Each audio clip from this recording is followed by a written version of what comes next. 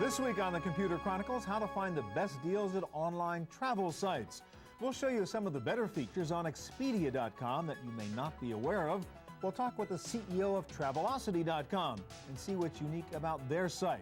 We'll meet Edward Hasbrook, author of the Practical Nomad Guide to the Online Travel Marketplace. We'll tell you the secrets of getting your price at online travel auction sites like Priceline. And if you're into adventure travel, we'll show you one site that offers everything from educational study trips to international volunteer opportunities. Plus, my pick of the week, a cool new way to listen to your computer files on your MP3 player. Online travel tips coming up next on the Computer Chronicles. Computer Chronicles is brought to you by the Oracle Small Business Suite, one completely integrated application that helps make it easier to run your business, including accounting, sales and service, your web presence, and more. Additional funding is provided by PC to PC, the online migration service from PC First, moving files, applications, and preferences from your old computer to your new one.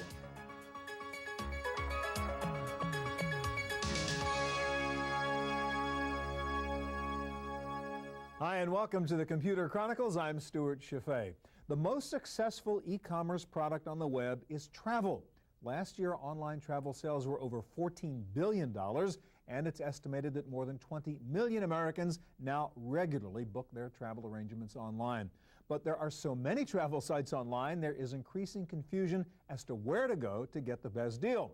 So this week we're going to show you some of the secrets of making your travel arrangements online, and we're going to start with one of the most well-known travel sites, Expedia. And this is Mitch Robinson of Expedia. Hi, Mitch. Hi, Stuart. Let's talk about some of the new things on Expedia that people may not be familiar with, and let's talk about booking flights, since that's what most people do, and most people want just the cheapest price. Right. But not all travelers only want the cheapest price. How do you find out other things you're looking for besides just fares? What we want to do is give people the choice and control to look at a number of fares and give them a default search of price, but if other things are important to them, make that easily available for them as well. So you can sort all available trips by other criteria, such as? Sure. Well, let's take a look here. Here's the trip from Boston to Miami, and we're going to take a look at what the flight options are. And again, we'll first show people price, because that's, again, what's most important to people. So defaults to a price sort. Right. And you can see here, and if you scroll down, you can see a number of different prices, starting with some pretty inexpensive web fares, and then it goes down from there. But for instance, a lot of people like sorting by shortest flights. If you have an infant daughter and you don't want to travel across the country and save $10 on a flight price-wise, you may be willing Or if you're a business guy and you just want to get there fastest. You got to get there. So now you can see the prices are different, but now we're sorting by duration. You can see the shortest flight is 3 hours and 20 minutes, and that's very important to people. You can also look at things like departure time. If you want to have that first flight out in the morning because you know there's less delays, then you can look at the first flight out, and maybe that's the one you want to take. Okay, great. Now let's talk about the next thing that people tend to do with Expedia, and that is book hotels. And one of the problems in the past is you don't know where the darn hotel is, or even if you have the address, you don't know if it's in the right part of town. How do you solve that problem? Well, one way we solve that is by being able to sort, first of all, by different neighborhoods, and then from there being able to look at where on a map you want to be. So right now I'm going to do a quick search here going to Chicago, and we'll put in Chicago right there.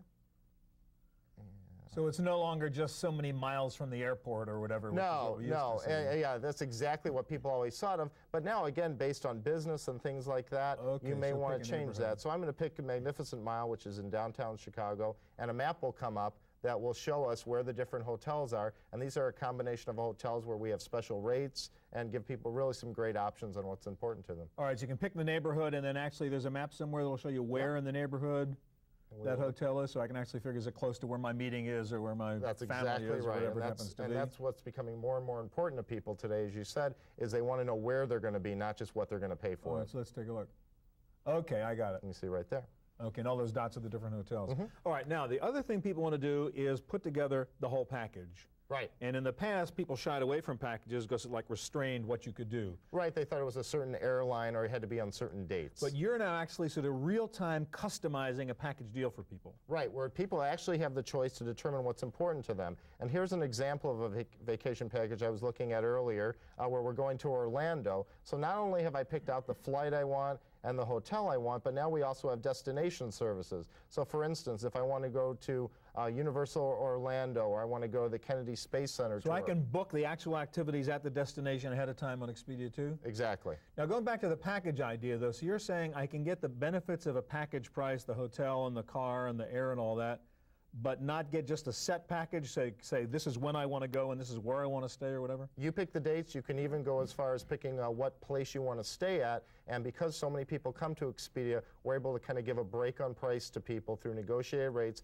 that we have with airlines as well as hotels to combine, give people a greater discount. All right, final question. If I go around a bunch of different sites, why does Expedia have one set of fares and Travelocity has different fares and Orbitz has different fares? Why are they all so different? Well, the airlines negotiate with different properties based on what we can bring to the table. And right now we're the leading online So you have your website. deals and they have their deals. Right, and we have about 9 million people a month visiting us, so it's in the best interest of the suppliers to work with us. All right, thank you, Mitch. While Expedia is one of the leaders in online travel, there are literally hundreds of other places to go on the web to book or research your travel, and we want to show you some of the better ones. And here to help us do that is Edward Hasbrook. He is author of this book, The Practical Nomad Guide to the Online Travel Marketplace. And you need a book this thick to figure out all the sites that are out there. Let me ask you the first question. I just asked Mitch about why there's so many different fares out there. You go from site to site, and they all seem to have different fares. And you point out in your book there's a difference between fares and prices. What do you mean by that? Fares are official prices, list prices, if you will, that are set by the airlines. But the airlines also negotiate deals with wholesalers called consolidators who set their own selling prices. And each of these different sites, in a sense, is a consolidator that may have a different deal with the airline. Or may deal with different ones of them. So there is no one site, no single source, even though I know that's what people want, that would have access to the entire universe of prices. Even if they have millions of fares, that's not necessarily everything. And these sites may not necessarily be impartial, right? They may want to sell you their partners. Well, they're salespeople. You're going into a store and asking them, what do you have to offer? They're not going to tell you that it might be cheaper next door. All right. Let's talk about another site. A lot of people go to Orbitz, which you tend to find good fares at. And I think the point you make is even if you're in Orbitz and you think you found a good fare, you shouldn't stop just there. Well, the airlines that participate in Orbitz all have a deal saying they won't offer a lower fare elsewhere, but they can still offer lower prices through consolidators. And if you go, for example, to their own sites, here's one of the airlines that participates, ATA, American Transair. They're offering the same price, but if you go and book it directly with them, they've got a buy 3, get 1 free promotion. Or some will give you extra frequent flyer miles if you buy directly from them. So always check the actual airline site, too. To compare. And that's shop around is one of the basic pieces of advice. There are also airlines, important ones like Southwest or here JetBlue, which actually has the highest percentage of its sales on the internet of any airline, that don't participate in Orbitz. So you won't find those fares there. You better check them, too. Yes. So there's no one-stop shop here. There is no, what everybody wants, I think they've got 2 questions. One, am I getting the best deal? And the only way to tell is to learn about what's going on and do your homework and shop around. Yeah. And the other question they have is, what's the magic URL where everything's cheaper? That doesn't exist. All right, let me ask you about the consolidators. You mentioned consolidators, and there's specific sites that claim to be just consolidators, like One Traveler, Farebeater, and so on. What's the deal there? This is farebeater.com. This is a service of One Travel, which actually is owned by the by the Amadeus computer reservation service. And they're one of the sites that has a mix of published fares, but they also have consolidator fares, and they also have white label fares. What's a white label fare? That's one of the fares where they don't tell you what airline you're going to be on or what time it will be. The hotwire type thing. Right. But here they have, if you go to farebeater.com, you can get a mix all together in one display that compares. Again, not all of them, but can give you some idea whether there might be a savings to looking at consolidators or white Generally lower fares here than in an Expedia or Travelocity? No rule of thumb. No rule. Sometimes you'll find that there's a web special that's only available through Orbitz or the airline site that's cheapest. Sometimes you'll find a consolidator has the best deal. All right, now, Edward, there are sites that claim they will search all the sites for you, like Sidestep, et cetera. What about those sort of multi-search sites?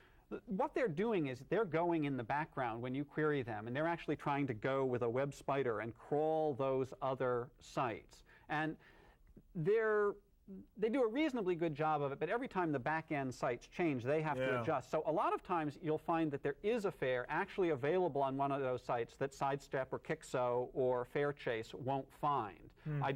They're useful, but again, not 100% reliable. They're merely a guide to other places. Again, there's no one magic place to go here. Now, the other thing I want to ask you about, some of these sites like Expedia, Orbitz are great if you're doing the typical round trip. I'm going from San Francisco to New York and back, etc. But if you want to put together a complicated trip, especially an international one, they're kind of useless. Well, you have one you recommend. Travelocity has gotten better for multi-stop trips within the U.S. Internationally, you might want to take a look at airtrex.com. They specialize in round the world and other multi-continent international tickets. Here you can go and you can pick off this map, and I put together a list of cities, starting in New York, going to London, then making your way through Europe to Rome, then flying to Bangkok, to Australia, back to New York. And then you can push a button on here and you get a range of options starting, again, these are mostly put together out of consolidator fares. This is the kind of thing where for these specialized kinds of travel in a lot of different areas, you need to start looking at specialized agencies online. And part of the value of the internet for travel is not just the shopping, but being able to find the specialized vendors, the specialized services. So it's the research as well as the booking. Yeah, you know, the travel, like the internet, connects real people in real places, not just screenshots, but you can actually hook up with people who've been there or people in the place you're going. So it's not just buy the tickets, but find out what's going to happen. And in some ways, I think that those can be the greatest values of the internet for travelers. Real quick, just a few seconds left. Is the travel agent dead? Is there any value to go to your travel agent? Well, yes, absolutely. You know, if you want the one-stop shopping, if you want to go to one place and ask one person, go to a travel agent, pay them a fee, and they'll do the research for you. All right, thank you very much, Edward. Well, we looked at Expedia earlier. One of the other biggies in online travel is Travelocity, and here's a look at some of the unique features you'll find on their site. Travelocity says it is the biggest online travel site with more total travel bookings than any other travel website. It has gotten high ratings from travel industry experts. But with increased security screening at airports these days, some travelers are concerned that they can't use a ticket purchased online to go straight to the gate. But that is not true. E-tickets are absolutely still accepted at airports. You need to print out your receipt in advance, have your government-issued ID, and you can go right through security with an e-ticket. Another potential problem with using an online agency like Travelocity is what do you do when you have to change your ticket or you have a reservations problem? Well, many people think that if you have a problem with an online booking, you have to open your laptop in the airport and plug it in the nearest payphone. And that simply isn't correct. At Travelocity, we have over 1,200 customer service agents available 24 hours a day, every day of the year to help you. Whether it's a change or advice or some problem, just pick up the phone and call. One of the benefits of using an online travel site like Travelocity is that with flight schedules and rules changing so quickly these days, it's often easier to get updated information on your computer than on the telephone. One of the things that's happening this year is that airlines are changing their schedules, they're publishing new rules, things are changing fairly often.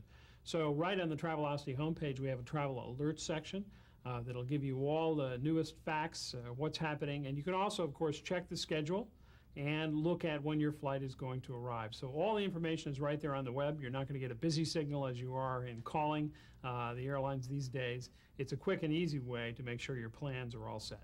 In addition to booking airlines, hotels, and car rentals on Travelocity, you can also book vacation packages and cruises. One nice feature on the site lets you compare cruise prices and features side by side, so you can make sure you pick the best cruise for your particular interests. Nearly 30 million people will purchase travel arrangements online this year, and with hundreds of airlines, thousands of hotels, and more than 50 rental car companies out there, it's no surprise that travelers are increasingly turning to one-stop shopping on the web to meet their travel needs.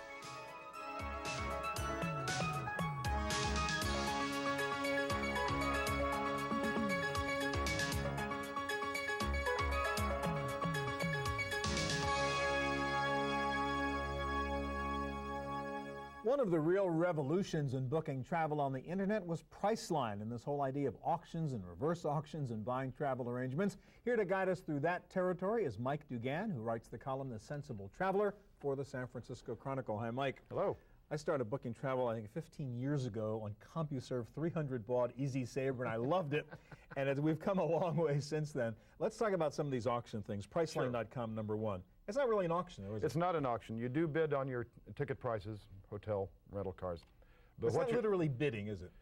You are trying to come as close as you can to a secret minimum price that only the people at Priceline know. And if you guess too low, you lose. If you lose, and you have to wait a day before you can guess And if you guess too high, tough. You pay too much. Right. But there are bargains there, potentially, right? There are excellent bargains there. I've used Priceline and been very happy with it, but there are disadvantages to Priceline that you have to know coming in. First of all, they don't tell you the airlines or the time of day that you fly until after you've already paid for the ticket. And secondly, once your bid has been accepted, money gone. Exactly. Right. All right, let's go to hotwire.com and pull that one up, because that's kind of similar to Priceline. Now let's talk about the differences between a Priceline and a Hotwire. Hotwire is similar to Priceline in that you only get to go in once a day, and you have a. But they tell you the price. They tell you the price, and you have an hour to decide whether or not you want to accept it. But again, you don't know what the airline is. You don't know when you're leaving. That's right. That's right. Which is better for you, Hotwire or Priceline? With Hotwire, you can take that hour and cruise some of the other... research other prices. You know what you're dealing with. Yeah, what you should actually do before you go to either one of these sites anyway, you should go to cheaptickets.com or Orbitz and get a baseline and then reduce So know what a good bid is if you're going to go, or exactly. a theoretical bid if you're going to Priceline. Precisely. All right, let's take a look at another one, which is a real auction, and that's skyauction.com. Skyauction.com is a true auction because you're bidding against other individuals out there in the There's system. some trip there, and you're going to see who's going to get it at the highest price. That's exactly right. Now, the disadvantage to Sky Auction is that you can't say, I want to go to Baltimore on Thursday. What's the best price you have? You have to select, as coming up here sooner or later, you have to select package deals or programs that they've already picked for you. If you know you're going to be taking a couple of weeks vacation in July and you're looking for something that would be fun at a good price, Sky Auction's a very good place. So this is literally an auction. Here's the packages we have. Right. What are you willing to pay for it? You also have to be aware that the prices they establish are... There are minimum bid prices then. There are, and you will pay more than what the number you see there is, whatever your bid is, because there are taxes and fees. And if you click down here, they will tell you what those taxes and fees. So at least they give you all the information. You know what you're getting into. Even though it's an auction, it's not Priceline where you're buying blind. Exactly. Okay. Exactly. While we're talking about that, let's go to eBay, because a lot of people are auctioning, bidding for travel on eBay, but there are a couple of caveats there, right? There's some major caveats. You can buy tickets, and you can buy upgrades and frequent flyer free. Yeah, here's a lot of that one kind you of have thing. up here. What it says: buy Southwest Air Drink coupons, and we'll give you a free ticket. This is because the airlines don't like to honor these tickets, and if they think that you've bought it, paid for it from another individual, that you might get to the airport and find yourself being stuck. So they're trying to get around it by saying you're buying drink tickets, you're buying a floater's guide, and we'll throw in this free ticket. So they're selling a drink ticket for $250. It's caveat emptor for sure on this one. All right, finally, there's one very interesting site, what's called biddingfortravel.com, which is kind of a board for people to trade stories about the Priceline. That's right. Bidding for Travel is for people who think way too much about all of this. Okay. It's got message boards where people give each other tips on how to get the best deals on these things. So if you want to be a good bidder, you got to have information with other buyers. Again, buyer beware when you consider these tips. Mike, thank you very much. My pleasure. All right. Well, for many people, travel isn't just about getting from A to B, but it's about having an experience. They want more than just a plane ticket. They want an adventure. And the web is great for that kind of travel planning, too. And here to show us the more exotic side of online travel planning is Troy Peden, founder and editor of GoAbroad.com. And this is sort of the fun stuff in a way, right? Not just plane tickets, but the travel adventures. What kinds of things could I find on your site, Troy? Well, we give you some meaningful purposes of travel, like study abroad, interning abroad, teaching abroad. Okay, so this is not the 1 week, 2 week trip, but I want to go somewhere in another country and do something interesting. There are also 1 and 2 week opportunities available as well. Volunteering abroad for a week or two is a possibility, even studying abroad for a couple weeks. All right, so let's start with study abroad. Say, yeah, I'd like to spend a semester or something going abroad. What would I find out here? Okay, our study abroad directory includes some content related specifically to study abroad, like a scholarship search, a guide on exactly what you need to do to study abroad. I can pick what country now I want to try to study Sure, in. you could choose a country. Let's look at Costa Rica. And then within... So you basically have like, what, a search engine here of all the different available listings for this? Right. We have 8 different search directories with over 12,000 programs listed. Wow. So you can look at Costa Rica, for example, and there's 82 different opportunities to study in Costa Rica. For instance, the University of Kansas offers tropical studies in Golfito, Costa Rica. And then we have related content specific to studying abroad in Costa Rica. For example, we have these dynamically constructed online travel guides. Now, what does that mean, dynamically constructed guide? There are tens of thousands of pieces of information contributed by professionals and travelers, and our search directory finds information that's general to Costa Rica, information that's general to studying abroad, and information that's very specific to studying abroad. So you're sort of custom assembling in real time a guide for me based on the queries I've made inside your site? Exactly. Interesting. So you could find a guide on any purpose of travel and any destination. Okay. Let's try another one. Let's go back to your home page, and I saw you had teaching opportunities. Suppose I say, geez, I'd love to teach abroad for a year or something. Okay. So we can look at the Teach Abroad directory, and the Teach Abroad directory also includes relevant content related specifically to teaching abroad. We could search by country, for instance. We could find TEFL certificates for teaching English abroad, or we could look at the most recent teaching postings on our website.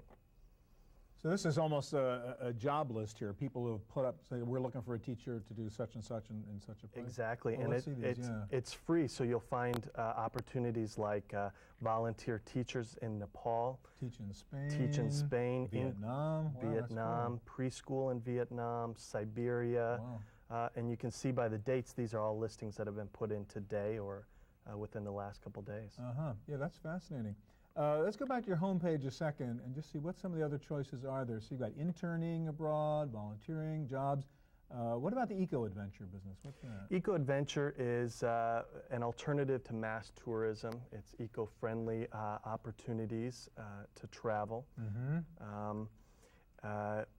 We began in the university setting, so a lot of our content is geared towards college students, but we also have visitors from all ages looking for volunteering. Okay. So your background in this, I mean, it's an interesting story how you get into goabroad.com. I mean, you were actually doing this stuff at the University of Colorado, right? I was the study abroad coordinator at the University of Colorado at Denver, and there wasn't, this type of resource wasn't available. There were some print guides that had gone out of print, and so we kind of created this out of need, and it grew. And yeah. Now, is it basically links? Is that what you're doing here to other places? It's links and listings and email connections to providers around the world. So if you want more than just buying a plane ticket or booking a hotel, you want to have some great international adventure, it's goabroad.com. Absolutely. You can buy plane tickets as well, but we give you the what to do once you get there. Sure, thank you very much. Thank you, Stewart. Okay. Well, that's it for our look at online travel, but don't go away. Next up is my pick of the week, a cool way to listen to your computer while you're traveling. We'll be right back.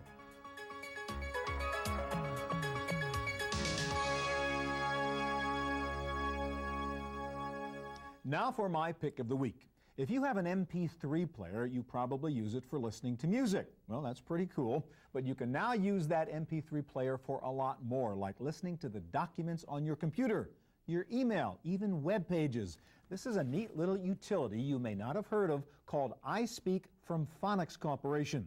What this program does is convert any text file into an MP3 file. Here's how it works. Just call up any file on your computer, make sure it's converted to a text file, then load it into the iSpeak console. If you want to listen to the file now, just hit play. Hi and welcome to the Computer Chronicles. If you want to record the file as an MP3, just hit the record button. To adjust the record properties, you open up this Properties control panel. To adjust the voice quality, open the Properties panel where you can make changes or create a new custom voice. You can automatically set up iSpeak to load in your emails into its playback console, and it comes with a user dictionary so you can add proper nouns or complicated technical terms and teach the program how to pronounce them. You can even put iSpeak into keyboard mode so that it will read back to you everything you type. My name is Stewart Cheifet.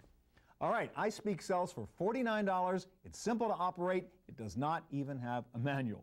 That's it for this week's edition of Computer Chronicles. Thanks for joining us. Any questions about anything you saw on this week's show, you'll find the answers at computerchronicles.org. Hope we'll see you here again next time.